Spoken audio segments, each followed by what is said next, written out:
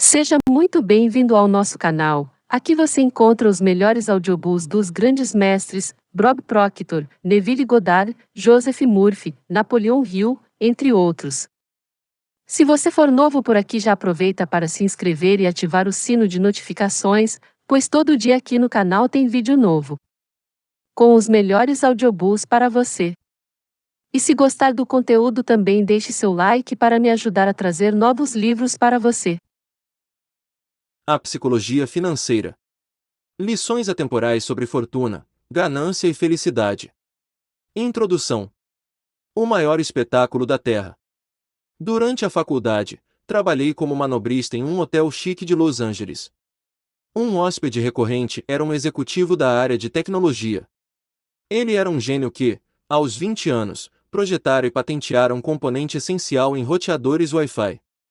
Fundaram e venderam a várias empresas. Era extremamente bem-sucedido. Além disso, ele tinha um relacionamento com dinheiro que eu descreveria como um misto de insegurança e inconsequência infantil. O homem sempre andava com um maço enorme de notas de $100, que exibia para todos que queriam ver e para muitos que não queriam. Quando estava bêbado, quase sempre se gabava da sua riqueza em alto e bom som, para todo mundo ouvir, e a troco de nada. Certo dia, ele entregou milhares de dólares em espécie a um dos meus colegas e disse: "Vá na joalheria que tem aqui perto e compre umas moedas de ouro de $1000. Após uma hora, com as moedas em mãos, o executivo de tecnologia e seus amigos foram até um cais com vista para o Oceano Pacífico. Começaram, então, a jogar as moedas no mar, fazendo-as quicar como se fossem pedrinhas, gargalhando enquanto discutiam sobre quem conseguirá fazer as moedas chegarem mais longe. Só por diversão. Alguns dias depois, ele quebrou uma luminária do restaurante do hotel. O gerente disse ao executivo que era uma luminária de $500 e que ele teria que arcar com o prejuízo. "Você quer $500? Perguntou o homem, incrédulo, enquanto tirava notas do bolso e entregava ao gerente. "Aqui tem $5.000. Agora saia da minha frente e nunca mais me insulte assim de novo." Você deve estar se perguntando por quanto tempo é possível manter esse tipo de comportamento, e a resposta é bem pouco. Alguns anos depois, descobri que o executivo tinha perdido tudo. A premissa deste livro é que o sucesso financeiro tem menos a ver com a sua inteligência e muito mais a ver com o seu comportamento. E a forma como alguém se comporta é uma coisa difícil de se ensinar, mesmo para pessoas bastante inteligentes. Um gênio que não consegue controlar as suas emoções pode se tornar um desastre financeiro. O oposto também é verdade. Pessoas comuns sem nenhuma educação financeira são capazes de conquistar riqueza desde que tenham uma meia dúzia de habilidades comportamentais que não estão relacionadas aos métodos formais de medição de inteligência. Meu verbete preferido da Wikipédia começa assim: Ronald James Reed foi um filantropo, investidor, faxineiro e frentista dos Estados Unidos da América. Ronald Reed nasceu na zona rural de Vermont. Foi a primeira pessoa da sua família a concluir o ensino médio, e o fato de que ele precisava pegar carona todos os dias para chegar à escola torna a coisa toda ainda mais impressionante. Para quem conhecia Ronald Reed, não havia muito mais a ser dito. Sua vida era realmente tão discreta quanto parece. Reed passou 25 anos consertando carros em um posto de gasolina e 17 anos varrendo o chão em uma filial da J.C. Penney, uma rede de loja de departamentos. Aos 38 anos, comprou uma casa de 2 quartos por $12.000, e viveu nela pelo resto da vida. Ficou viúvo aos 50 e não voltou a se casar. Um amigo contou que o principal hobby de Reed era cortar lenha. Reed morreu em 2014, aos 92 anos. Foi quando o humilde faxineiro da zona rural ganhou as manchetes do mundo todo. Ao todo, 2.813.503 americanos morreram em 2014. Menos de 4 mil tinham um patrimônio líquido de mais de $8 milhões quando faleceram. Ronald Reed era um deles. No testamento, o ex-faxineiro deixou $2 milhões para os enteados e mais de 6 milhões para o hospital e para a biblioteca da cidade. Todos que conheciam Reed ficaram perplexos. Onde ele tinha conseguido tanto dinheiro? No fim das contas, não havia nenhuma história secreta. Nada de bilhete de loteria ou herança. Reed guardou o pouco que podia e investiu em ações blue chips, ou seja, ações de primeira linha. Em seguida, passou décadas esperando aquele pequeno investimento inicial render e alcançar 8 milhões de dólares. Simples assim. De faxineiro a filantropo. Poucos meses antes da morte de Ronald Read, um homem de nome Richard também chamara a atenção dos jornais. Richard Fusconi era tudo que Ronald Read não era. Fusconi, um executivo do Banco Merrill Lynch formado em Harvard e com pós-graduação, teve uma carreira tão bem-sucedida no mercado financeiro que se aposentou aos 40 anos e se tornou filantropo. David Komansky, ex-CEO do Merrill Lynch, elogiou o talento para os negócios, a capacidade de liderança, o bom senso e a integridade pessoal de Fusconi.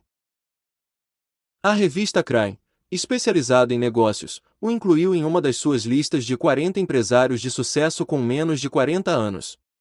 Mas eis que, à semelhança do executivo de tecnologia que jogava moedas de ouro no mar, tudo veio abaixo. Em meados dos anos 2000, Fusconi fez um grande empréstimo para expandir uma mansão de mais 1,5 mil metros quadrados em Greenwich, Connecticut, que tinha 11 banheiros, 2 elevadores, 2 piscinas e 7 garagens, e cujos custos de manutenção eram superiores a 90 mil dólares por mês. E então veio a crise financeira de 2008. A crise afetou as finanças de quase todo o mundo, e aparentemente, transformou o dinheiro de Fusconi em pó. Dívidas altas e ativos sem liquidez o levaram à falência. Neste momento, não tenho nenhuma fonte de renda, declarou ele a um juiz de falências em 2008. Primeiro, sua casa de Palm Beach foi executada. Em 2014, foi a vez da mansão de Greenwich.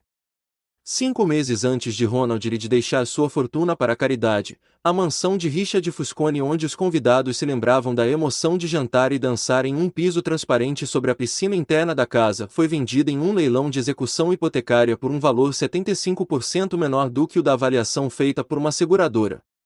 Ronald Read era paciente, Richard Fusconi, ganancioso. Isso foi o suficiente para que a enorme diferença entre a formação e a experiência dele se tornasse relevante. A lição aqui não é seja mais como Ronald e menos como Richard, embora esse não seja um conselho ruim. O que é fascinante em relação a essas histórias é o quanto elas são exclusivas do mercado financeiro. Em que outro setor alguém sem diploma universitário, sem treinamento, sem formação, sem experiência formal e sem conexões supera enormemente alguém com a melhor educação, o melhor treinamento e as melhores conexões? Não consigo pensar em nenhum. É impossível imaginar uma história na qual Ronald Read faz um transplante de coração melhor do que um cirurgião que estudou em Harvard. Ou na qual ele projeta um arranha-céu melhor do que arquitetos com diplomas de excelentes instituições. Ninguém nunca vai ouvir a história de um faxineiro que superou os melhores engenheiros nucleares do mundo. Mas histórias assim acontecem no setor financeiro. O fato de que Ronald Read e Richard Fusconi possam coexistir tem duas explicações possíveis. Uma diz que os resultados financeiros são orientados pela sorte, independentemente de inteligência e esforço. Isso é verdade até certo ponto, e este livro vai tratar do assunto com maior profundidade. A outra, que acredito ser mais comum, diz que o sucesso financeiro não é uma habilidade técnica. É uma habilidade pessoal, na qual o seu comportamento é mais importante do que o seu conhecimento. Eu chamo essa habilidade pessoal de psicologia financeira. O objetivo deste livro é contar pequenos casos para convencer você de que as habilidades pessoais são mais importantes do que o lado técnico do capital. Vou fazer isso de forma a ajudar todo mundo, desde os mais semelhantes a Read até aqueles que se parecem mais com Fusconi, a tomar decisões financeiras melhores. Eu descobri que essas habilidades pessoais são muito subestimadas. A educação financeira é ensinada, em grande parte, como um campo puramente matemático. Você preenche os dados em uma fórmula, essa fórmula lhe diz o que fazer, e presume-se que você simplesmente vai seguir a sugestão dela.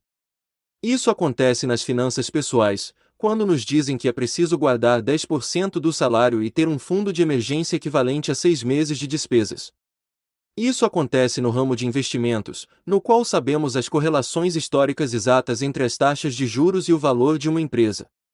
E acontece no mundo corporativo, no qual os CFs são capazes de medir o custo preciso do capital. Não é que essas coisas sejam ruins ou estejam erradas. O problema é que saber o que precisa ser feito não tem relação alguma com o que acontece dentro da sua cabeça quando você tenta fazer a coisa em si. Dois tópicos afetam a todos, quer você esteja interessado neles ou não: saúde e dinheiro. A indústria da saúde é uma vitória da ciência moderna, tendo proporcionado um aumento da expectativa de vida no mundo inteiro.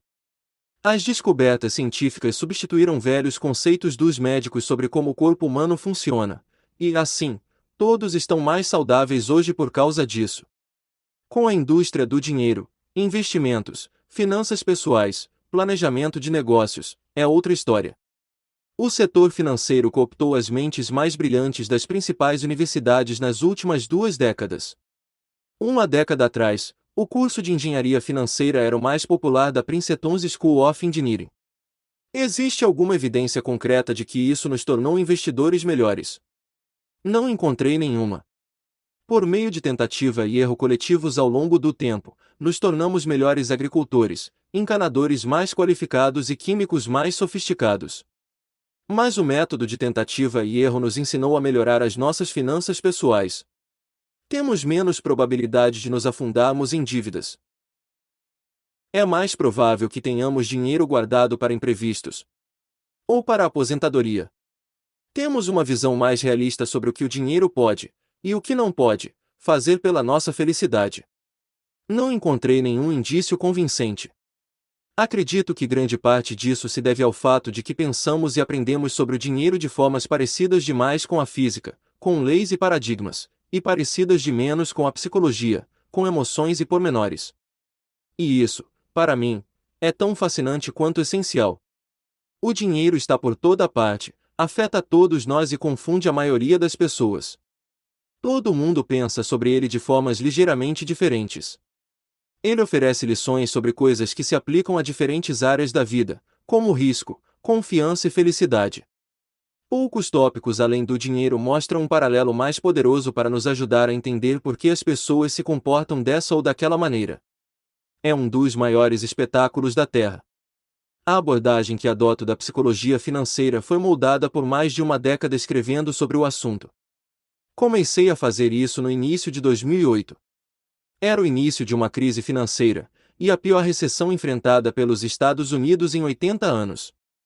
Para poder falar sobre o que estava acontecendo, eu precisava descobrir o que estava acontecendo. Porém, a primeira coisa que aprendi depois que a crise financeira explodiu foi que ninguém conseguia explicar de forma precisa o que se desenrolava, o porquê e muito menos o que deveria ser feito a respeito. Para cada boa explicação, havia uma refutação igualmente convincente. Engenheiros conseguem determinar a causa do desabamento de uma ponte porque há um consenso de que, se certa quantidade de força for aplicada sobre determinada área, essa área vai colapsar. A física não é controversa. Ela é guiada por leis. Com a economia, é diferente. A economia é guiada pelo comportamento das pessoas. E a forma como eu me comporto pode fazer sentido para mim, mas também pode parecer loucura para você. Quanto mais eu estudava e escrevia sobre a crise, mais percebia que era possível entendê-la melhor pelas lentes da psicologia e da história do que pela perspectiva da economia. Para entender por que as pessoas se atolam em dívidas, não é necessário estudar as taxas de juros, mas a história da ganância, da insegurança e do otimismo. Para entender por que investidores se desfazem de ações em meio a um bear market, um momento de queda acentuada, não é preciso estudar a matemática dos retornos esperados, mas, sim, pensar na agonia que é olhar para a sua família e se perguntar se os seus investimentos não estão colocando em risco o futuro dela. Adoro uma observação creditada a Voltaire: a história não se repete nunca, o homem se repete sempre. Isso se aplica muito bem à forma como nos comportamos em relação ao dinheiro. Em 2018, escrevi um relatório detalhando 20 dos principais erros, vieses e motivos do mau comportamento com dinheiro. O título do relatório era The Psychology of Money, e ele foi lido por mais de 1 milhão de pessoas. Este livro é um mergulho mais profundo no mesmo tópico. Algumas passagens curtas do relatório estão presentes, inalteradas, aqui. O que você tem em mãos são 20 capítulos, cada um descrevendo o que considero ser uma das características mais importantes, e muitas vezes contraintuitivas, da psicologia financeira. Os capítulos giram em torno de um tema comum, mas existem por conta própria, de modo que podem ser lidos de forma independente. Este não é um livro extenso. Não precisa agradecer.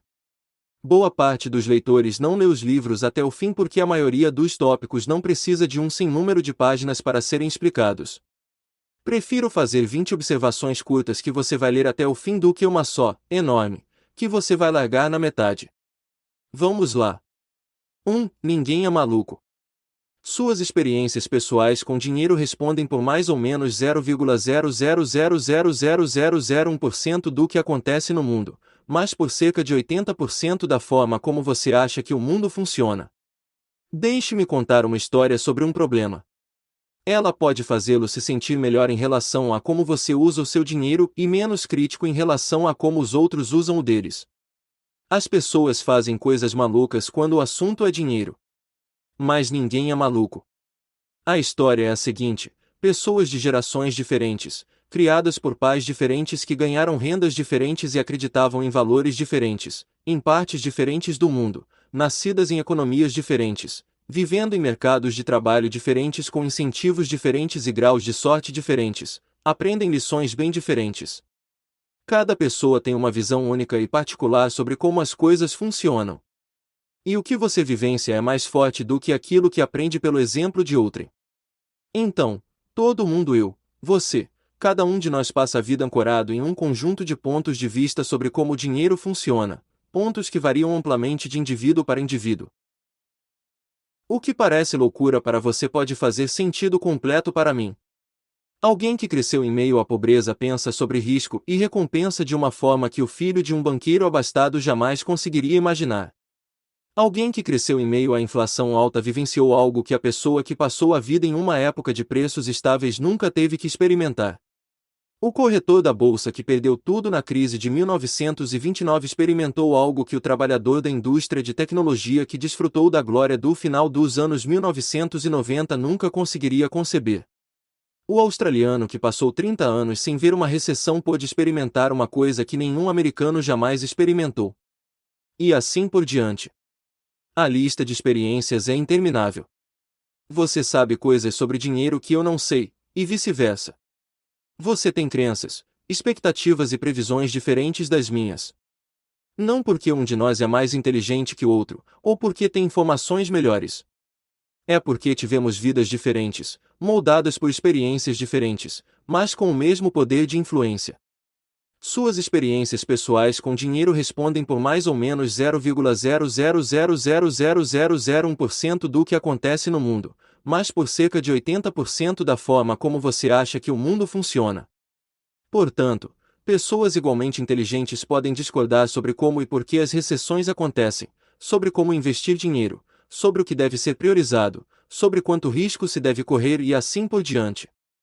No livro que escreveu sobre os Estados Unidos da década de 1930, Frederick Lewis Allen disse que a crise de 1929 marcou profundamente milhões de americanos pelo resto das suas vidas. Porém, a gama de experiências foi bastante ampla. 25 anos depois da publicação do livro, durante a campanha presidencial de 1960, um repórter perguntou ao então candidato John F. Kennedy qual era sua lembrança da Grande Depressão. Kennedy respondeu: "Não sei nada sobre a Grande Depressão por experiência própria. Minha família tinha uma das maiores fortunas do mundo, que passou a valer mais do que nunca. Compramos casas maiores, mais empregados, viajamos mais. A única coisa que vi diretamente foi quando meu pai contratou alguns jardineiros extras apenas para lhes dar um emprego para que pudessem comer. Não aprendi nada de verdade sobre a Grande Depressão até ler sobre ela em Harvard. Aquele foi um momento importante da eleição. Como? As pessoas se perguntavam. Alguém sem compreensão alguma da maior crise econômica recente poderia ser colocado no comando da economia. Esse fator só foi superado pela experiência de JFK na Segunda Guerra Mundial. Era outra experiência emocional mais relevante para a geração mais velha, e algo que o seu principal oponente nas primárias do Partido Democrata, Hubert Humphrey, não tinha. O desafio, para nós, é que nenhum volume de leituras ou de empatia é capaz de recriar genuinamente o poder do medo e da incerteza. Posso ler sobre como foi perder tudo durante a Grande Depressão. Mas não tenho as cicatrizes emocionais de quem vivenciou aquele momento.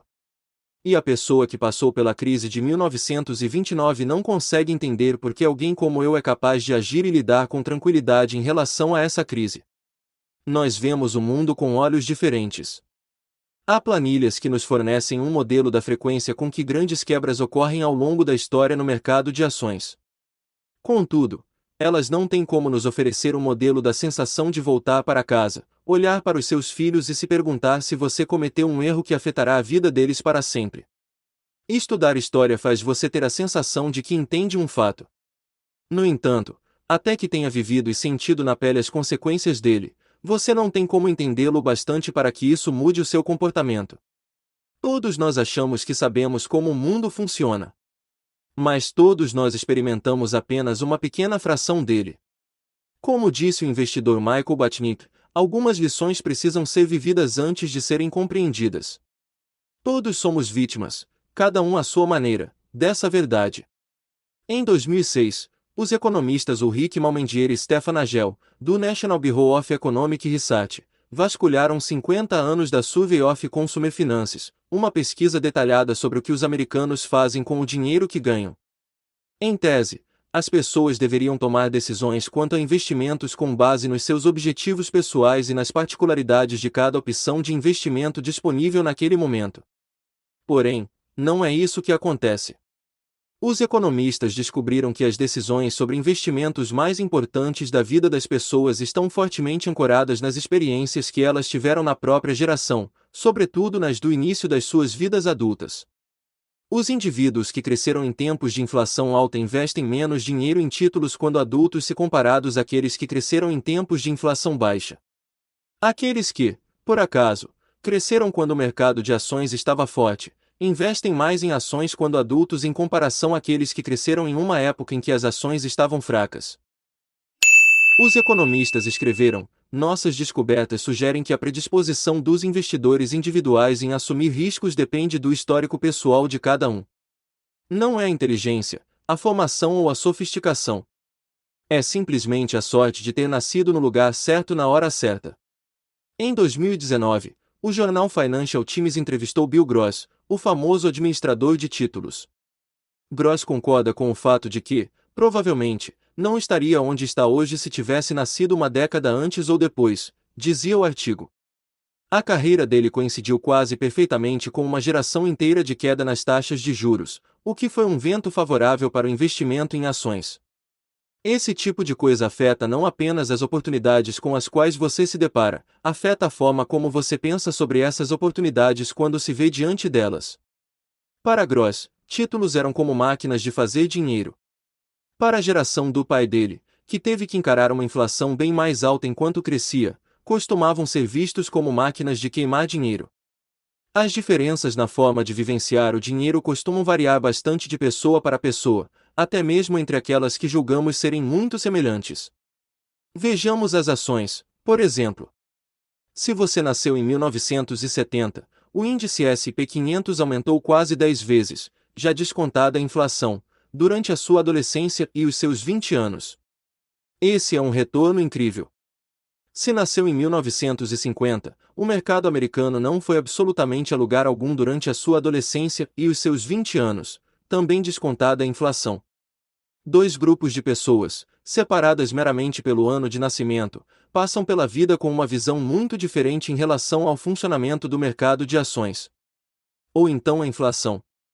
Se você nasceu nos Estados Unidos dos anos 1960, a inflação entre a sua adolescência e os seus 20 anos, ou seja, a sua juventude, um período de maior maleabilidade, quando você está desenvolvendo uma base de conhecimento sobre a forma como a economia funciona, fez os preços triplicarem. Isso é muita coisa. Você se lembra das filas nos postos de gasolina e dos salários que acabavam bem mais rápido do que o do mês anterior.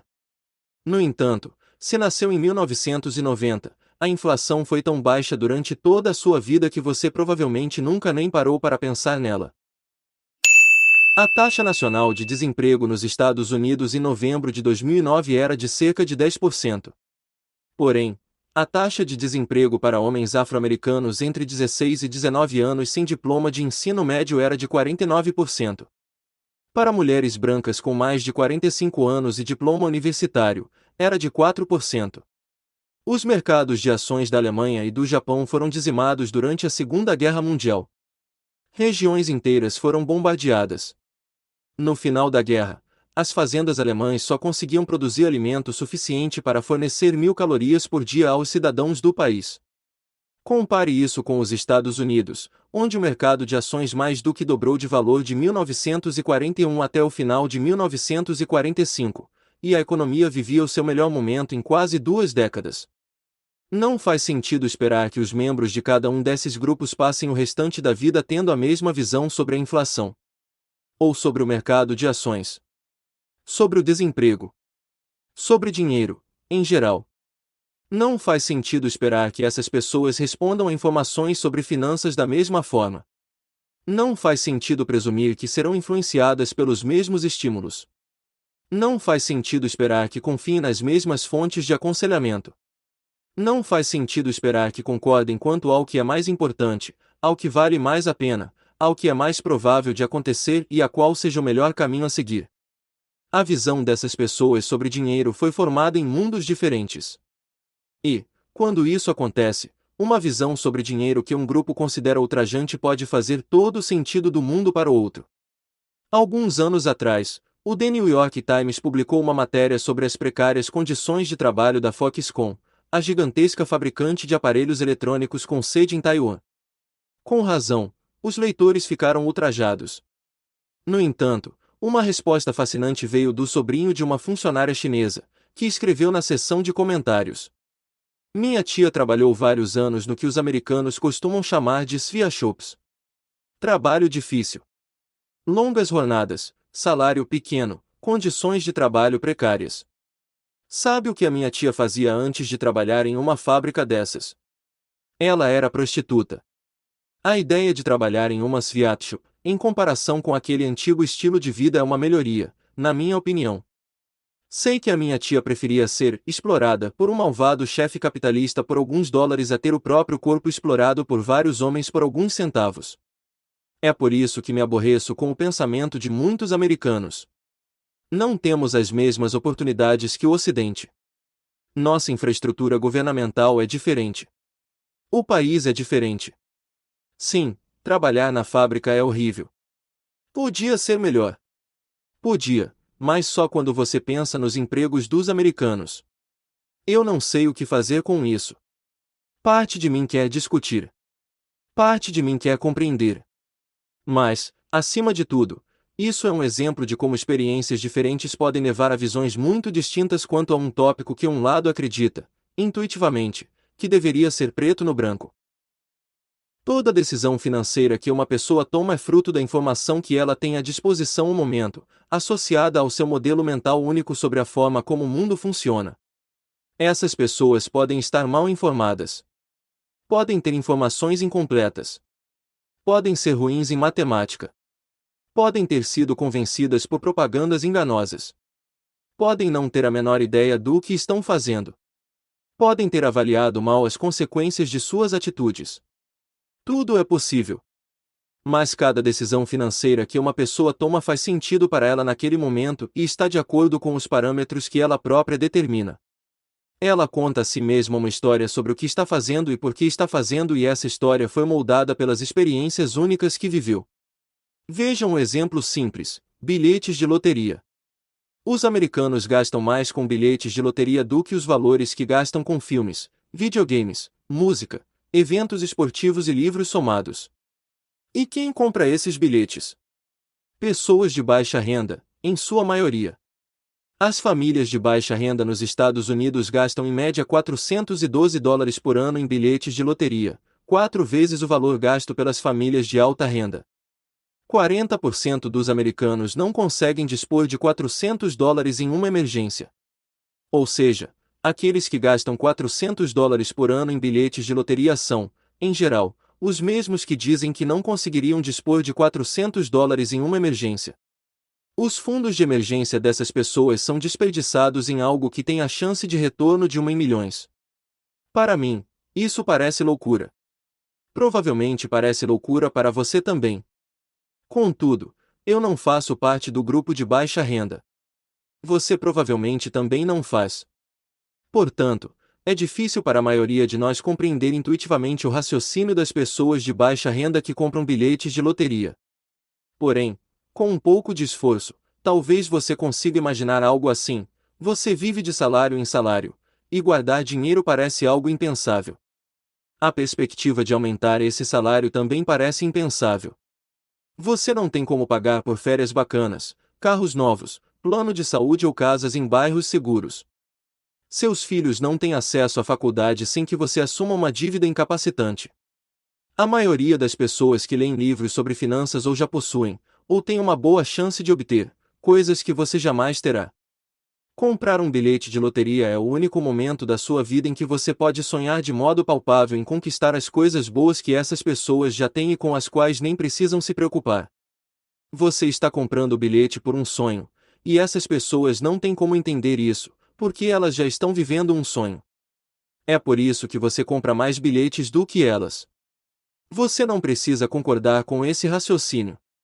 Comprar bilhetes de loteria quando não se tem dinheiro continua a ser uma péssima ideia. Mas eu consigo entender, de algum modo, por que algumas pessoas continuam comprando esses bilhetes. E esse conceito de "o que você está fazendo" parece loucura para mim, mas, de certa forma, eu entendo e expõe a origem de muitas das nossas decisões financeiras. Poucas pessoas tomam esse tipo de decisão apenas com base em uma planilha. Elas fazem isso durante um jantar em família ou em uma reunião de negócios. Momentos em que história pessoal, visões singulares do mundo, ego, orgulho, marketing e estímulos improváveis se mesclam para formar uma narrativa que faça sentido para cada indivíduo. Uma coisa importante, que ajuda a explicar por que é tão complicado tomar decisões financeiras e por que existem tantos comportamentos inadequados, é perceber o quanto esse assunto é recente. O dinheiro circula entre nós há bastante tempo. Acredita-se que tenha sido o rei Alíates da Lídia, parte da atual Turquia, quem criou a primeira moeda oficial, por volta de 600 a.C. Mas os fundamentos modernos das decisões financeiras poupar e investir têm por base conceitos que ainda estão engatinhando. A aposentadoria, por exemplo. Nos Estados Unidos, ao final do ano de 2018, havia 27 trilhões de dólares investidos em planos de aposentadoria, fazendo dela o principal estímulo das decisões de investimento e de poupança do investidor comum. No entanto, o conceito de se ter direito a uma aposentadoria existe há, no máximo, 2 gerações. Antes da Segunda Guerra Mundial, a maioria dos americanos trabalhava até morrer. Essa era a expectativa e a realidade. A taxa de participação na força de trabalho de homens com 65 anos ou mais era superior a 50% até os anos 1940. A administração do Seguro Social tinha o intuito de mudar isso. Porém, no princípio, seus benefícios nem chegavam perto de ser uma aposentadoria adequada. Quando Ida May Fuller descontou o primeiro cheque do Seguro Social em 1940, ele valia 22,54 dólares, ou 416 dólares hoje em dia, reajustando com a inflação. Foi apenas na década de 1980 que o valor médio do seguro social para aposentados ultrapassou $1.000 mensais, já corrigidos pela inflação. Até o final dos anos 1960, o Departamento do Censo classificava mais de um quarto da população americana acima dos 65 anos entre os que viviam em situação de pobreza. Havia uma crença generalizada de que todo mundo tinha um plano de previdência privada. Isso, no entanto, é bastante exagerado. O Employee Benefit Research Institute explica: apenas um quarto das pessoas com 65 anos ou mais recebia algum tipo de pensão em 1975. Dentre essa sortuda minoria, a pensão representava apenas 15% da renda familiar.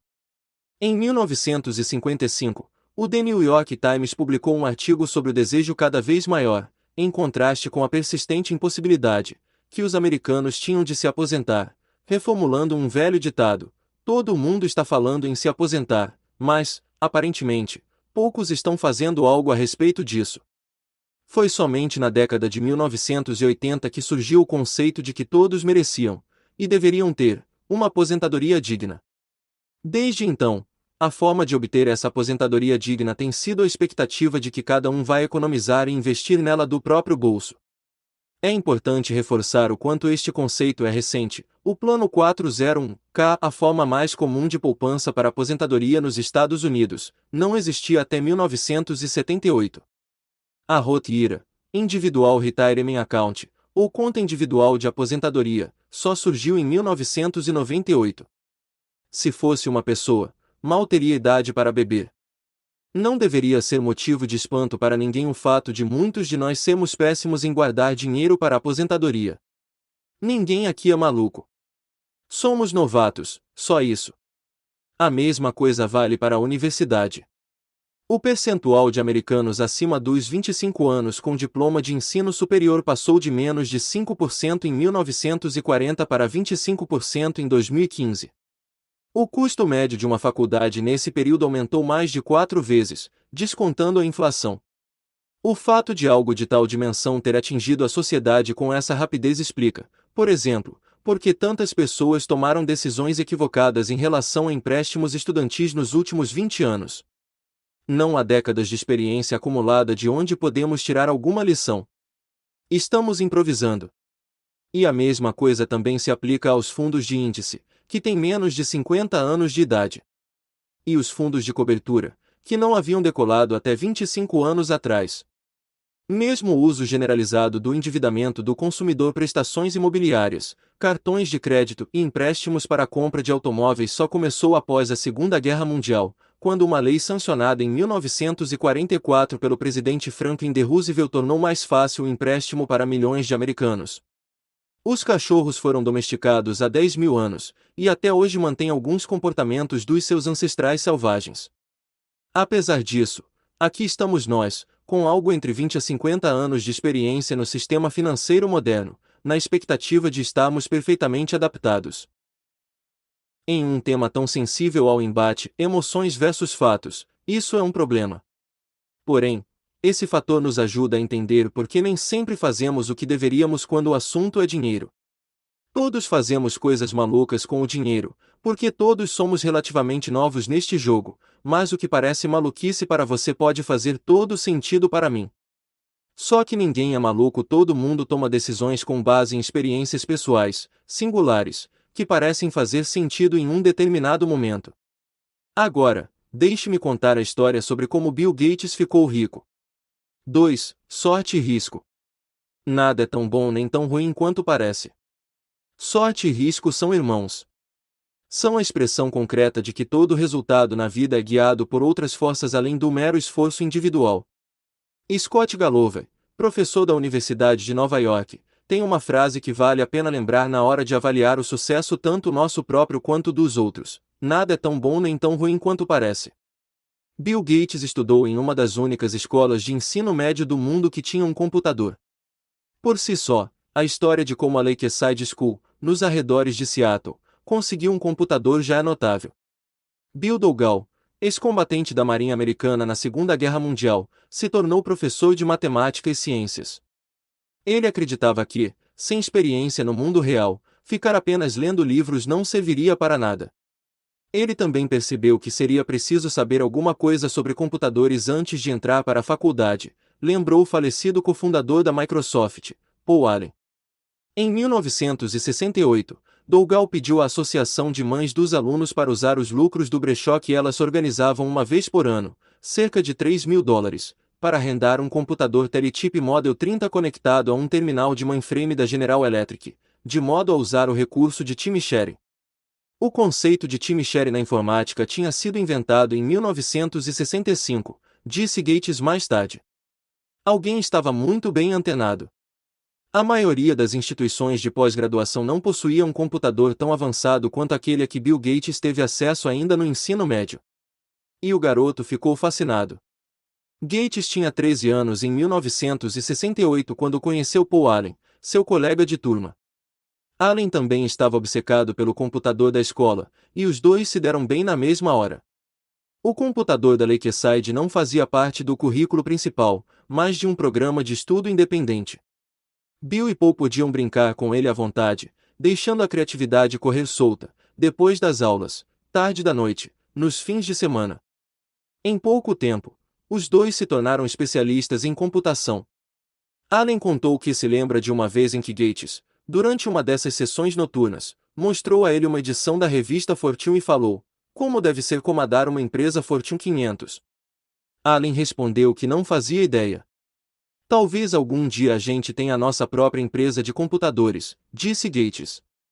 Hoje, a Microsoft vale mais de US$ 1 trilhão. Agora, façamos uma continha rápida. De acordo com a ONU, havia cerca de 303 milhões de pessoas em idade escolar no mundo em 1968. Cerca de 18 milhões delas viviam nos Estados Unidos, sendo 270 mil no estado de Washington. Pouco mais de 100 mil delas viviam na área de Seattle. E apenas cerca de 300 frequentaram a Lakeside School. Começamos com 303 milhões e terminamos com 300. Apenas 1 em cada 1 milhão de estudantes em idade escolar frequentou a instituição de ensino médio que tinha a combinação de dinheiro e visão para conseguir um computador. Bill Gates era um deles. Gates não tem constrangimento em falar sobre o significado disso. Se não fosse a Lakeside School, não haveria Microsoft, afirmou aos formandos da escola em 2005. Mais do que inteligente, Gates é acima de tudo dedicado, e ainda na adolescência teve um insight em relação aos computadores que a maioria dos executivos mais experientes da área não foi capaz de compreender. Ele também teve uma vantagem de 1 em 1 milhão ao estudar em Lakeside. Agora, deixe-me falar um pouco sobre um amigo de Gates, Kent Evans. Ele experimentou uma dose igualmente potente do irmão da sorte, o risco. Bill Gates e Paul Allen se tornaram nomes conhecidos graças ao sucesso da Microsoft. No entanto, a gangue de prodígios da informática da Lakeside School tinha um terceiro integrante. Kent Evans e Bill Gates se tornaram melhores amigos no último ano do ensino fundamental. Segundo Gates, Evans era o melhor aluno da turma. Os dois passavam horas e horas no telefone, conta Gates na série O Código Bill Gates. Eu me lembro do número do Kent até hoje, disse ele. Era 5257851. Evans era tão hábil com computadores quanto Gates e Allen. Certa vez, a Lakeside estava tendo dificuldades para montar a grade curricular da escola, um complexo labirinto para fazer com que centenas de alunos assistissem às aulas de que precisavam em horários diferentes. A escola deixou Bill e Kent, duas crianças, a cargo da tarefa de desenvolver um programa de computador para sanar o problema. Funcionou. E, ao contrário de Paul Allen, Kent tinha a mesma mente voltada para os negócios e a mesma ambição infinita de Gates. Kent sempre andava com uma maleta enorme, igual a um advogado, recorda Gates. Estávamos sempre planejando o que fazer dali a 5 ou 6 anos.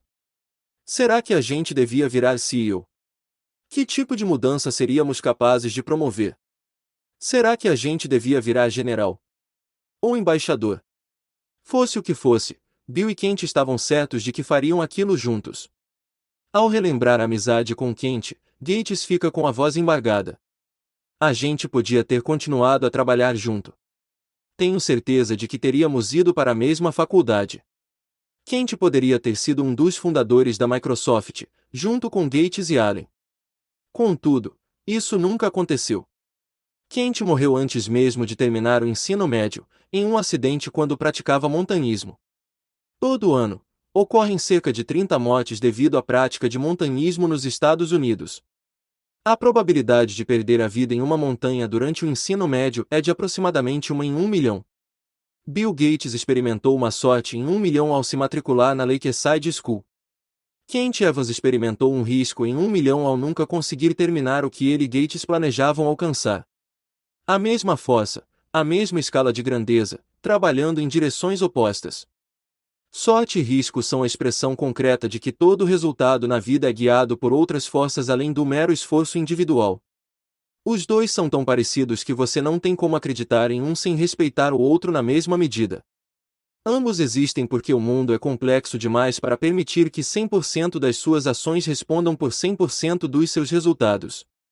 Ambos são movidos pela mesma força. Você é apenas uma pessoa em um jogo com outras 7 bilhões de pessoas e um número infinito de peças móveis. O ocasional impacto de ações que estão fora do seu controle pode ter consequências mais profundas do que as ações que você executa conscientemente. Porém, ambos são tão difíceis de mensurar e de aceitar que muitas vezes passam despercebidos. Para cada Bill Gates existe um Kent Evans igualmente habilidoso e motivado que acabou do lado oposto da roleta da vida. Quando você passa a dar o devido respeito à sorte e ao risco, percebe que, ao avaliar o sucesso financeiro das pessoas, tanto seu quanto dos outros, nada nunca é tão bom ou tão ruim quanto parece. Anos atrás, perguntei ao economista Robert Shiller, ganhador do Nobel de Economia em 2013, o que você gostaria de saber sobre investimentos que ainda não foi descoberto? O papel exato que a sorte desempenha em resultados bem-sucedidos, respondeu ele. Eu adoro essa resposta, porque ninguém duvida, de verdade, que a sorte não desempenha papel algum no sucesso financeiro.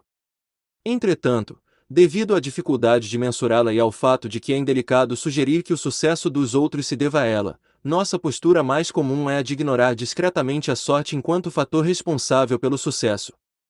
Se eu perguntasse, há 1 bilhão de investidores no mundo. Você acha que 10 deles podem ter se tornado bilionários essencialmente por obra do acaso, em um golpe de sorte? Você responderia, claro. Mas, então, se eu lhe pedisse para citar o nome desses investidores, bem na cara deles, você provavelmente mudaria de ideia.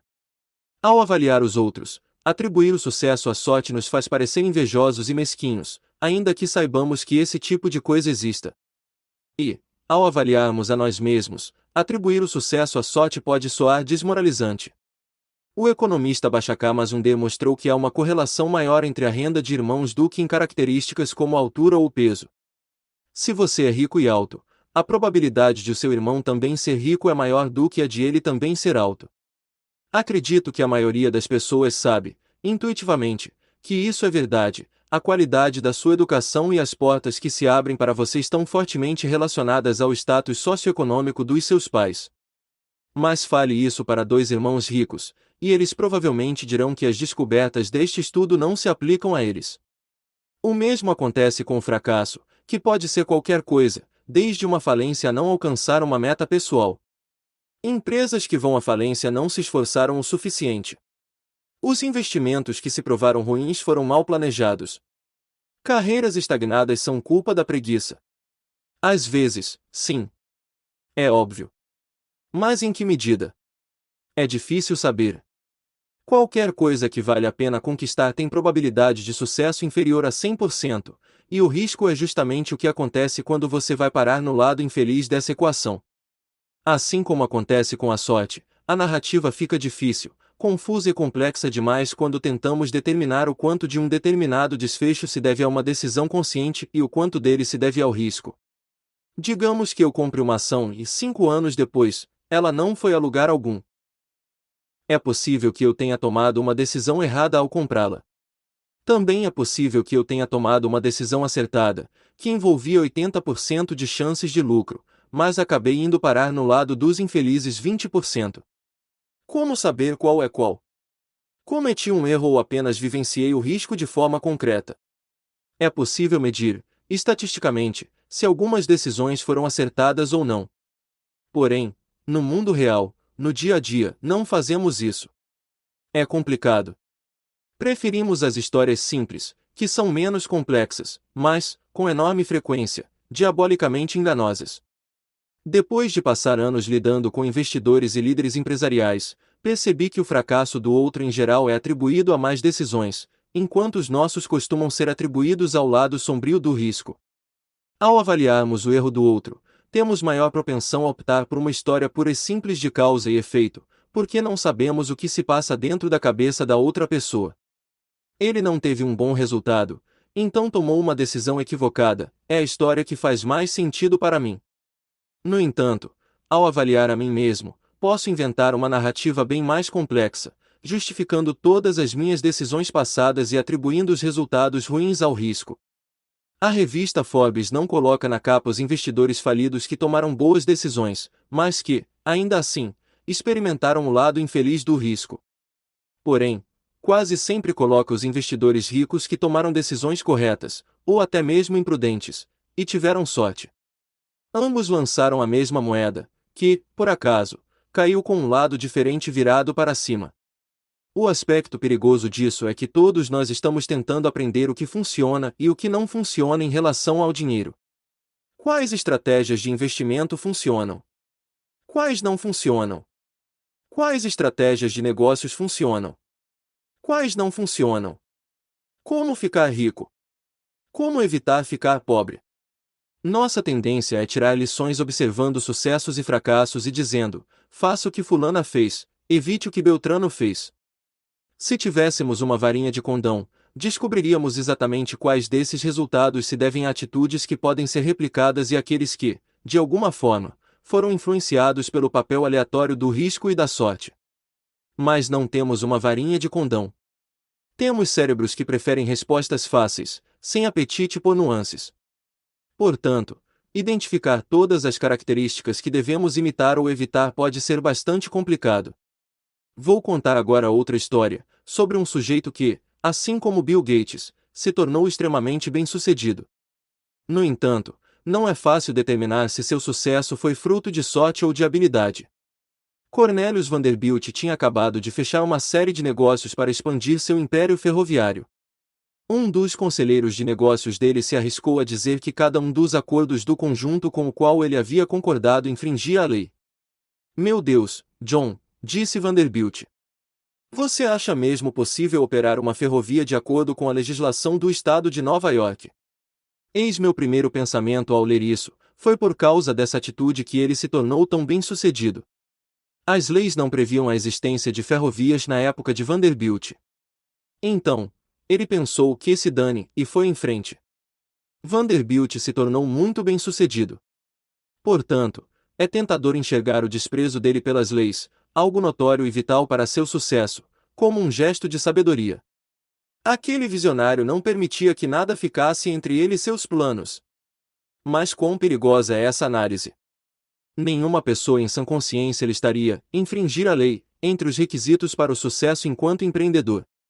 Não é difícil imaginar a história de Vanderbilt tomando um rumo bem diferente, um criminoso cuja empresa recém-inaugurada foi por água abaixo devido a imbróglios com a justiça. Portanto, temos um problema aqui. Você pode elogiar Vanderbilt por ter desprezado a lei com a mesma paixão com que critica a Enron, companhia de energia falida em 2007, pela mesma atitude. Talvez um tenha tido sorte ao fugir das garras da lei, enquanto a outra se viu no lado do risco. A história de John D. Rockefeller é semelhante. Suas frequentes tentativas de burlar a lei, certa vez, um juiz falou que a empresa dele não era melhor do que um ladrãozinho qualquer, são quase sempre retratadas pelos historiadores como um exemplo de talento para os negócios. Talvez tenham sido. Porém, em que momento a narrativa muda de você não deixou que leis ultrapassadas atrapalhassem o seu progresso para você cometeu um crime? Ou, ainda, quanto a história teria que mudar para que a narrativa passasse de Rockefeller era um gênio, procure aprender com os sucessos dele para Rockefeller era um criminoso, procure aprender com os erros dele? Muito pouco. Que me importa a lei, disse Vanderbilt certa vez. Eu tenho poder, não tenho. Ele tinha, e tudo deu certo. Mas é fácil imaginar essas palavras como sendo as últimas de uma história com um desfecho bem diferente. A linha que separa o ousado do imprudente pode ser bastante tênue. E, muitas vezes, ela desaparece quando não damos o peso adequado ao risco e à sorte. Benjamin Graham é tido como um dos maiores investidores de todos os tempos, pai do conceito de investimento em valor e mentor de Warren Buffett.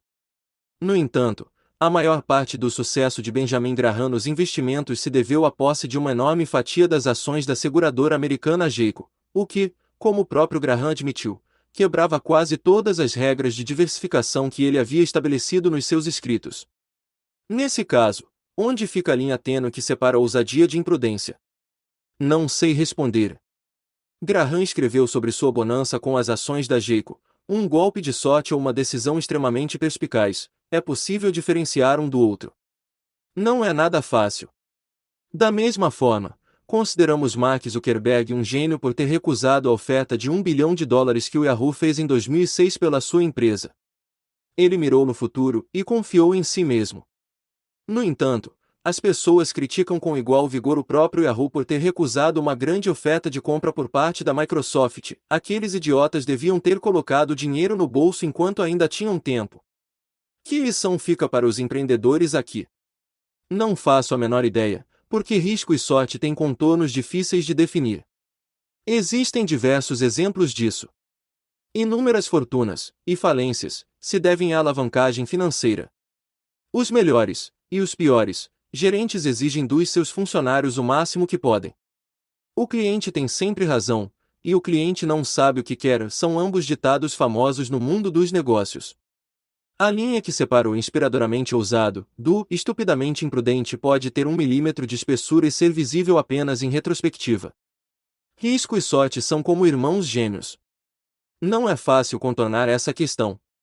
A dificuldade em identificar o que é sorte, o que é talento e o que é risco é um dos maiores problemas que enfrentamos ao tentar aprender sobre a melhor forma de administrar o nosso dinheiro. Contudo, duas coisas podem nos dar uma boa direção. Tome cuidado com quem você elogia e admira. Tome cuidado com quem você menospreza e procura evitar se tornar. Ou apenas tome cuidado antes de presumir que a totalidade de um resultado pode ser atribuída ao esforço e às decisões. Quando meu filho nasceu, escrevi a ele uma carta que contém o seguinte trecho: algumas pessoas nascem em famílias que valorizam a educação, outras, que são contra ela. Alguns nascem em economias florescentes que estimulam o empreendedorismo, outros nascem em meio à guerra e à miséria.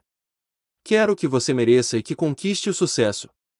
Mas nunca se esqueça de que nem todo sucesso se deve ao trabalho duro, e nem toda pobreza se deve à preguiça. Tenha isso em mente antes de julgar as pessoas, inclusive você mesmo. Portanto, concentre-se menos nos indivíduos e nos estudos de casos específicos e mais em padrões gerais. Estudar uma pessoa específica pode ser perigoso, porque temos a tendência de analisar exemplos fora da curva, os bilionários, os CEOs ou os fracassos retumbantes que dominam o noticiário, e, em geral, esses exemplos são os menos aplicáveis a outras situações, dada a complexidade deles. Quanto mais fora da curva o resultado, menor a probabilidade de que você possa aplicar as lições dele à sua vida, porque será maior a probabilidade de o resultado ter sido influenciado por excessos de sorte ou de risco. Ao procurar por padrões gerais de sucesso e fracasso, você vai se aproximar mais de ações que podem ser postas em prática. Quanto mais difundido o padrão, mais aplicável ele pode ser à sua vida. Tentar imitar o êxito dos investimentos de Warren Buffett é difícil, porque os resultados são tão extremos que o papel da sorte no desempenho da vida dele é provavelmente muito alto, e sorte não é uma coisa que pode ser reproduzida de forma confiável. Mas perceber, como veremos no capítulo 7, que as pessoas que têm controle sobre o próprio tempo tendem a ser mais felizes é uma observação ampla e comum com a qual você pode fazer algo de útil. Meu historiador preferido, Frederick Lewis Allen, passou a carreira retratando a vida do americano médio, como vivia, por quais mudanças passou, com o que trabalhava, o que comia no jantar, etc. Há mais lições relevantes que podem ser extraídas desse tipo de observação ampla do que do estudo de personagens fora da curva que tendem a monopolizar o noticiário. Bill Gates disse certa vez: o sucesso é um péssimo professor. Ele faz com que pessoas inteligentes acreditem que não vão perder nunca. Quando as coisas estão indo muito bem, esteja ciente de que nem tudo é tão bom quanto você pensa. Você não é invencível, e se admite que a sorte lhe trouxe o sucesso, então também deve acreditar no irmão dela, o risco, que pode provocar uma reviravolta na sua história com a mesma rapidez. E o contrário também vale. Da mesma forma, o fracasso também pode ser um péssimo professor, porque faz com que pessoas inteligentes acreditem que as suas decisões foram péssimas, quando às vezes elas apenas estão considerando a dimensão implacável do risco. O truque para lidar com o fracasso é organizar a vida financeira de forma que um mau investimento aqui e uma meta financeira não alcançada ali não tirem você de campo, de modo a poder continuar jogando até que os números voltem a estar a seu favor. Porém, o mais importante é que, para além de reconhecer o papel que a sorte desempenha em relação ao sucesso, o papel representado pelo risco significa que devemos nos perdoar e deixar um espaço para a compreensão ao julgar os fracassos. Nada é tão bom nem tão ruim quanto parece. Agora, vejamos as histórias de dois homens que abusaram da sorte. 3. Nada é o suficiente. Mesmo quem já é rico comete loucuras. O fundador do Vanguard Group, John Bogle, falecido em 2019, contou certa vez uma história sobre dinheiro que evidencia algo a que não costumamos dar a devida atenção. Em uma festa oferecida por um bilionário em Shelter Island, o escritor Kurt Vonnegut informa ao amigo e também escritor Joseph Heller que o anfitrião, um administrador de fundos de hedge, ganhou mais dinheiro em um único dia do que Heller ganhou em toda a vida com seu popular romance Ardil, 22. Heller responde: certo, mas eu tenho uma coisa que ele nunca vai ter, o suficiente. Suficiente. Fiquei chocado diante da eloquência simples daquela palavra, e por dois motivos. Primeiro, porque eu mesmo também ganhei muita coisa ao longo da vida. E segundo, porque Joseph Heller não poderia ter sido mais preciso. Para uma parcela crítica da nossa sociedade, que engloba boa parte dos mais ricos e mais poderosos, parece não haver um limite que defina o que é o suficiente. Esse é um conceito fundamental e muito poderoso. Deixe-me dar dois exemplos dos perigos de não se ter o suficiente e que lições podemos tirar deles. Rajat Gupta nasceu em Calcutá e ficou órfão na adolescência. Muito se fala sobre a quantidade ínfima de pessoas com o privilégio de ter nascido em berço de ouro. Considerando essa metáfora, Gupta não teve nem mesmo um berço. Levando em conta esse ponto de partida, é simplesmente fenomenal observar o que ele conquistou. Por volta dos 45 anos, Gupta era CEO da McKinsey, a empresa de consultoria de maior prestígio do mundo. Ele se aposentou em 2007 para assumir cargos na ONU e no Fórum Econômico Mundial. Tornou-se parceiro de Bill Gates nos trabalhos de filantropia. Integrou o conselho administrativo de 5 empresas de capital aberto. Saído das favelas de Calcutá, Gupta se tornou um dos homens de negócios mais bem-sucedidos do nosso tempo. Com o sucesso veio uma riqueza enorme. Em 2008, sua fortuna estava avaliada em 100 milhões de dólares. É uma soma insondável para a maioria das pessoas. Uma taxa de retorno de 5% sobre essa quantia rende quase $600 por hora, 24 horas por dia. Ele poderia ter feito o que quisesse na vida. E o que ele queria, ao que tudo indicava, não era ser um mero hectamilionário. Rajat Gupta queria ser bilionário. Com todas as suas forças. Gupta integrava o conselho administrativo do Goldman Sachs, e, portanto, estava sempre rodeado por alguns dos investidores mais ricos do mundo. Um deles, referindo-se às fortunas dos magnatas do private equity, descreveu Gupta da seguinte forma: acho que ele quer fazer parte desse círculo. O círculo de quem está na casa dos bilhões de dólares, não é? O Goldman está mais para um círculo dos que tem centenas de milhões, certo? Certo. Logo, Gupta encontrou um negócio paralelo lucrativo. Em 2008, quando o Goldman Sachs estava enfrentando a tempestade da crise financeira, Warren Buffett planejava investir 5 bilhões de dólares no banco para ajudá-lo a sobreviver. Como membro do conselho, Gupta teve acesso a essa informação antes do público. E era uma informação valiosa. A sobrevivência do Goldman estava em xeque, e o apoio de Buffett certamente faria com que as ações do banco disparassem. 16 segundos depois de tomar conhecimento do acordo iminente, Gupta, que havia participado à distância da reunião do conselho, desligou o telefone e ligou para um gerente de fundos de cobertura chamado Ray Rajaratnam. Não há um registro gravado dessa ligação, mas Rajaratnam comprou de imediato 175 mil ações do Goldman Sachs, então podemos presumir o teor da conversa. O acordo entre Buffett e o Goldman foi anunciado para o público algumas horas depois. As ações do banco dispararam. Rajaratnam faturou $1 milhão. Esse é apenas um exemplo de um suposto uso de informação privilegiada. A Comissão de Valores Mobiliários dos Estados Unidos afirma que as dicas de Gupta proporcionaram ganhos na ordem de $17 milhões. Um dinheiro fácil. E, para os promotores, um caso mais fácil ainda. Gupta e Rajaratnam foram presos por uso de informações privilegiadas, e suas carreiras e reputações foram arruinadas para sempre. Vejamos agora o caso de Bernie Madoff. O crime que ele cometeu é bem conhecido. Madoff é o mais notório operador de esquema Ponzi desde Charles Ponzi em pessoa. Ele enganou investidores por 2 décadas antes que o crime viesse à tona, ironicamente, poucas semanas após a empreitada de Gupta. O que costuma ser esquecido é o fato de que Madoff, assim como Gupta, era mais do que um fraudador. Antes de operar o esquema Ponzi que acabou tornando famoso, ele era um empresário honesto e extremamente bem-sucedido. Madoff era um fazedor de mercado, alguém que conecta compradores e vendedores de ações. E era muito bom nisso. Em 1992, o The Wall Street Journal descreveu a empresa de formação de mercado de Madoff com estas palavras: Madoff ergueu uma corretora de valores bastante lucrativa, a Bernard L. Madoff Investment Securities, responsável por um volume significativo das ações negociadas em Wall Street.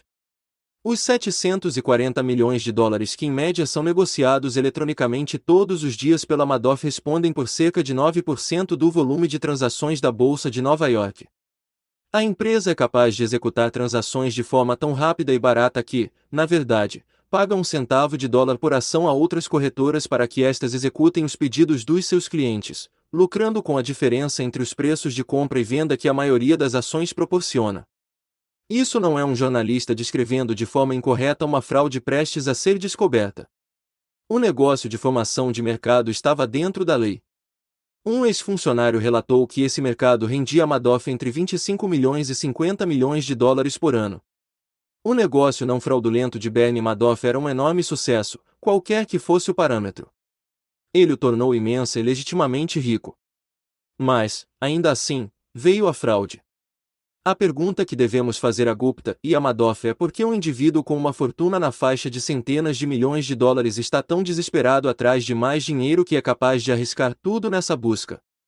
Os crimes cometidos por aqueles que vivem à margem da sobrevivência são diferentes.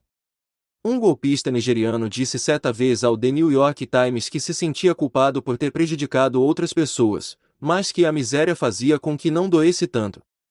O que Gupta e Madoff fizeram é outra coisa. Eles já tinham riqueza inimaginável, prestígio, poder e liberdade. E jogaram tudo para o alto porque queriam mais. Eles não tinham noção do suficiente. Estes são exemplos extremos. Porém, existem versões desse comportamento que não infringem a lei.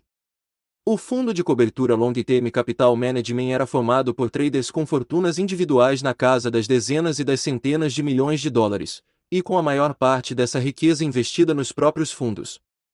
Então, eles correram tantos riscos na busca por mais dinheiro que conseguiram perder tudo que tinham, em 1998, em meio à maior alta de mercado e da melhor situação econômica da história.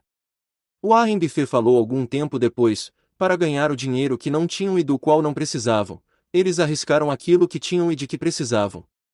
Isso é estupidez. É estupidez, pura e simplesmente.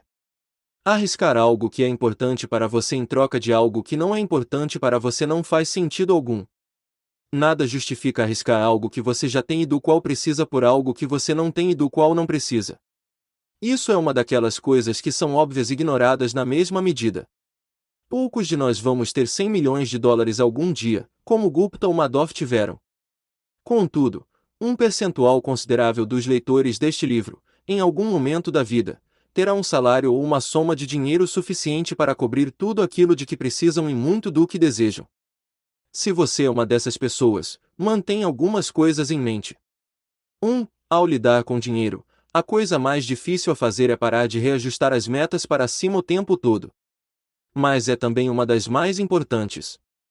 Se as expectativas aumentam graças aos resultados positivos, não há lógica em correr atrás de mais, porque, no fim das contas, você vai acabar sempre com o mesmo sentimento. É perigoso quando o desejo de ter mais dinheiro, mais poder, mais prestígio, faz a ambição crescer a uma velocidade maior do que a satisfação.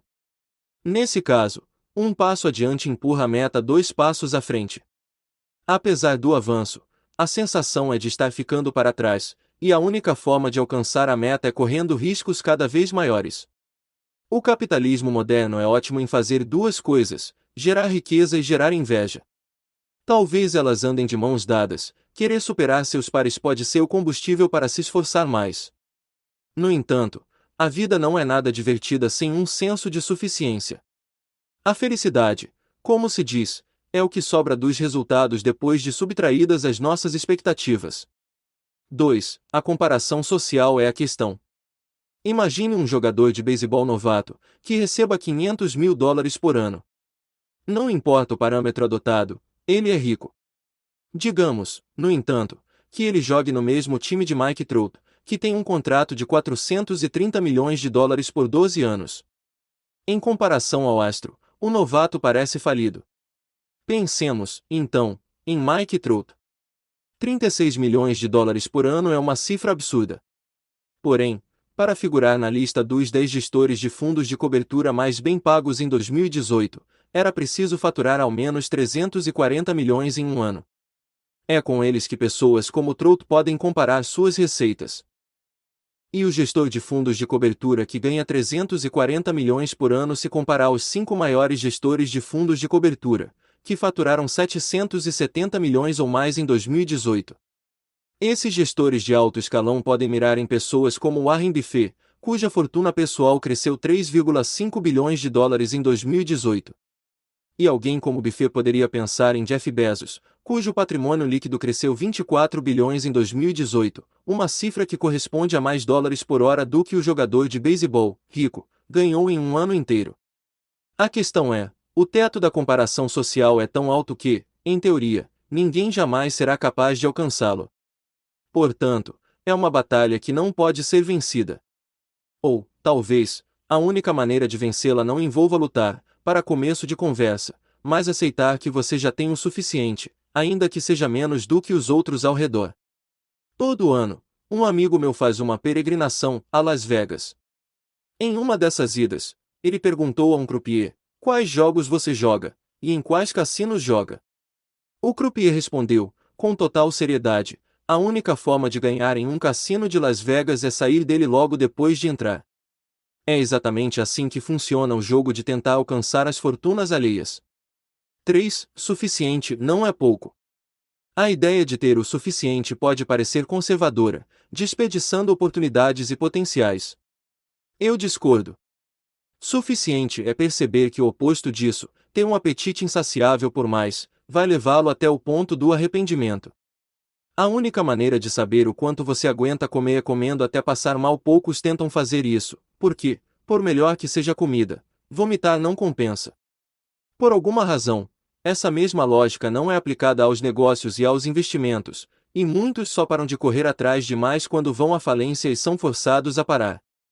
Pode ser algo que só cause mal a você mesmo, como ter uma crise de burnout no trabalho ou alocar recursos em um investimento arriscado que você não tem como bancar. Ou, em casos extremos, agir como Rajat Gupta e Bernie Madoff, recorrendo ao roubo porque cada dólar vale a pena, dane-se as consequências.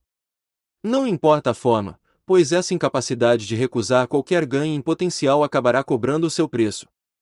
4. Há muitas coisas que não valem a pena arriscar nunca, independentemente do ganho em potencial.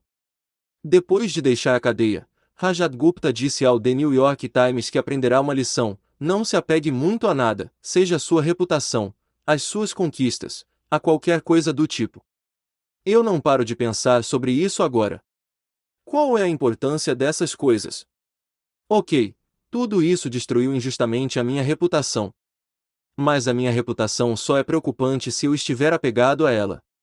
Essa parece ser a pior lição possível a ser tirada da experiência pela qual ele passou, e soa como uma desculpa reconfortante proferida por um homem que deseja desesperadamente recuperar sua reputação, mas que está ciente de que ela está destruída.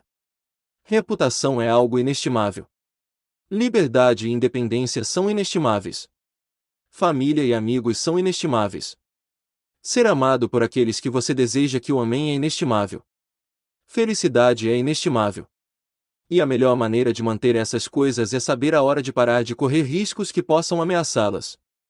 É saber quando você tem o suficiente. A boa notícia é que a ferramenta mais poderosa para se ter o suficiente é muito simples, e não exige colocar em risco o que é inestimável para você. O próximo capítulo trata disso. 4. Compostos e confusos.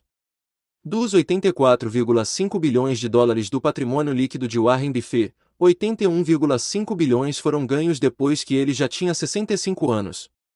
Nossas mentes não possuem as ferramentas para lidar com tais absurdos. Lições de um determinado campo de estudo muitas vezes podem nos ensinar algo importante sobre campos não relacionados. Vejamos a história das eras glaciais, que compreende bilhões de anos, para entender o que as eras nos ensinam sobre como fazer o seu dinheiro se multiplicar. Nosso conhecimento científico sobre a Terra é mais recente do que você imagina. Para compreender como o planeta funciona, muitas vezes temos que fazer perfurações profundas e não éramos capazes de fazer isso até bem pouco tempo atrás. Isaac Newton calculou o movimento das estrelas centenas de anos antes de entendermos alguns dos princípios básicos do nosso próprio planeta. Foi apenas no século XIX que os cientistas chegaram a um consenso em relação ao fato de que a Terra ficou coberta de gelo em diversas ocasiões. O volume de evidências era grande demais para que isso fosse negado. Ao redor de todo o mundo havia impressões digitais de um planeta outrora congelado, pedras imensas que foram parar em locais inesperados, leitos de rocha reduzidos a finas camadas.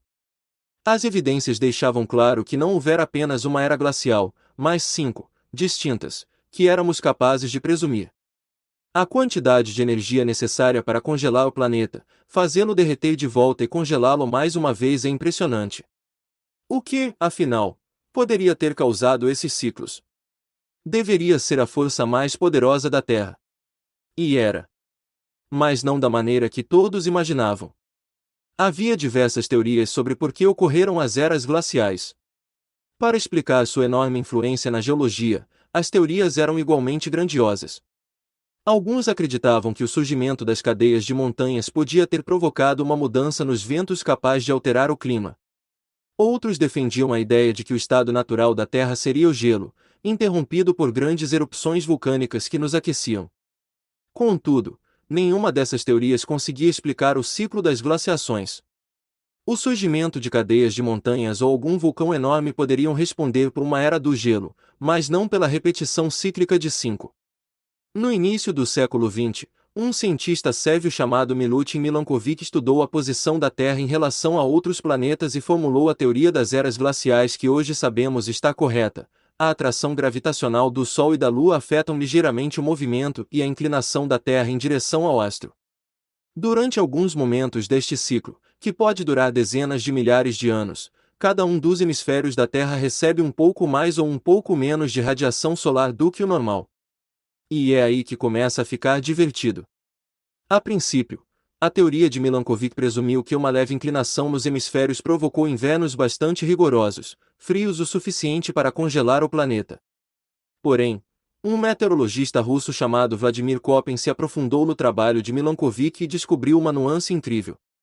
Verões mais frescos, e não invernos mais rigorosos, eram os responsáveis pelo congelamento. Tudo começa quando o verão não é quente o suficiente para derreter a neve do inverno anterior. A base de gelo que se mantém favorece o acúmulo de neve no inverno seguinte, o que aumenta as chances de a neve permanecer no outro verão e provoca um acúmulo ainda maior no inverno subsequente. Essa neve perpétua reflete uma proporção maior da radiação solar, o que intensifica o resfriamento, traz mais neve, e assim por diante. Dentro de algumas centenas de anos, uma camada de neve sazonal se transforma em uma camada de gelo continental, e por aí vai. O mesmo acontece no sentido oposto.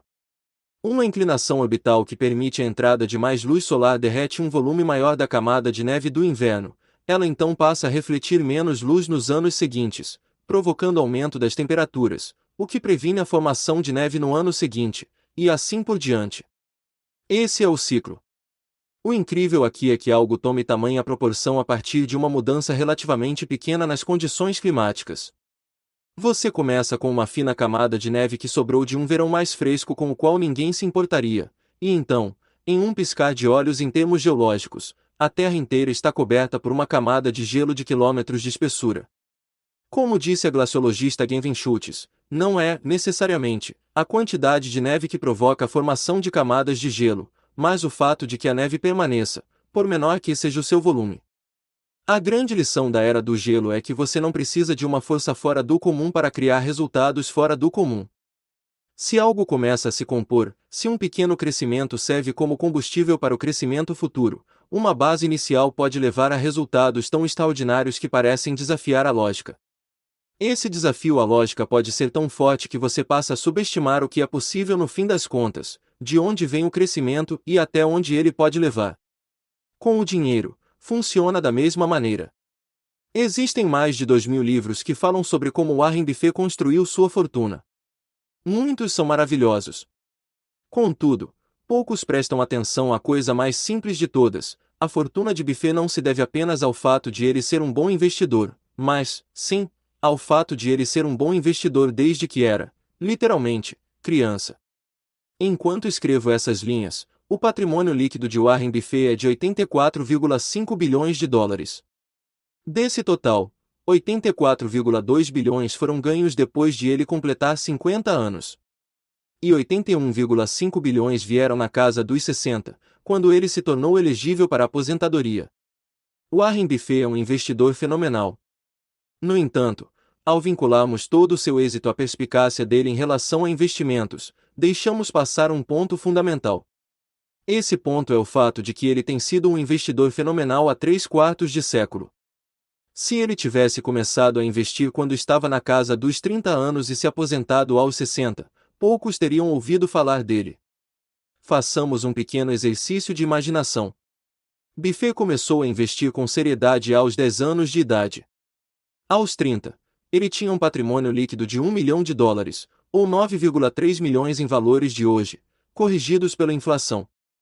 Mas e se ele fosse uma pessoa mais comum, passando a adolescência e seus 20 anos explorando o mundo em busca de suas paixões, e aos 30 seu patrimônio líquido fosse de, digamos, US$ 25 mil?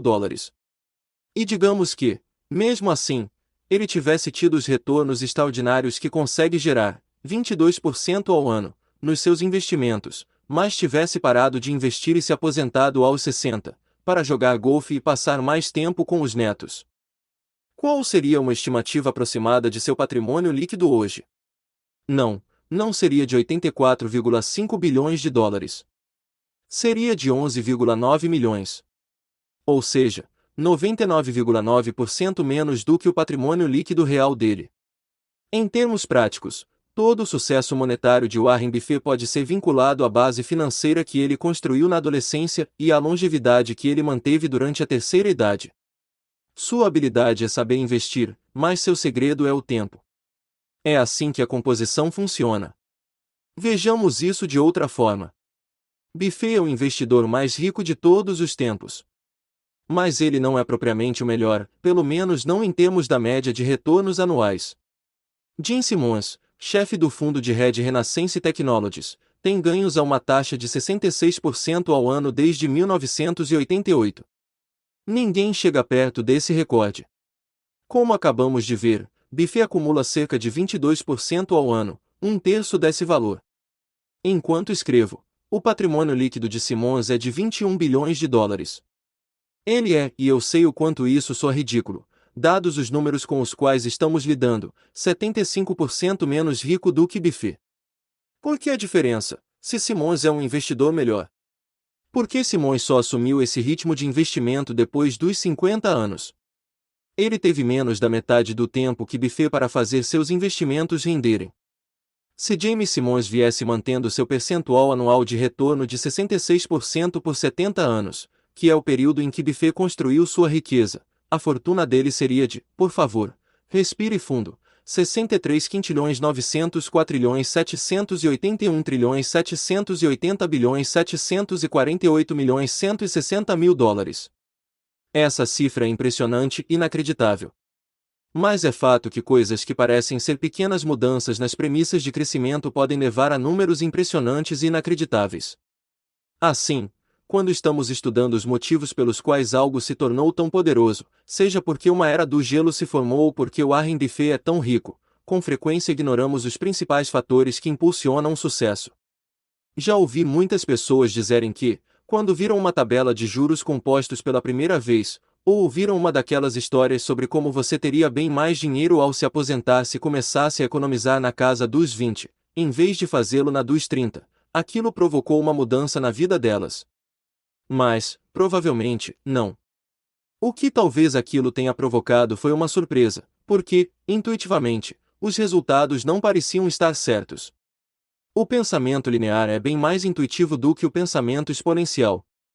Se eu pedir que você calcule de cabeça 8 mais 8 mais 8 mais 8 mais 8 mais 8 mais 8 mais 8 mais 8, você pode fazer isso em alguns segundos, dá 72.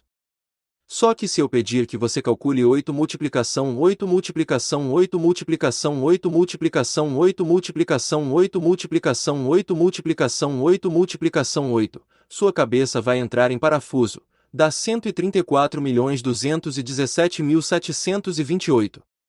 A IBM desenvolveu um disco rígido de 3,5 MB na década de 1950. Na década de 1960, as coisas começaram a passar para algumas dezenas de megabytes.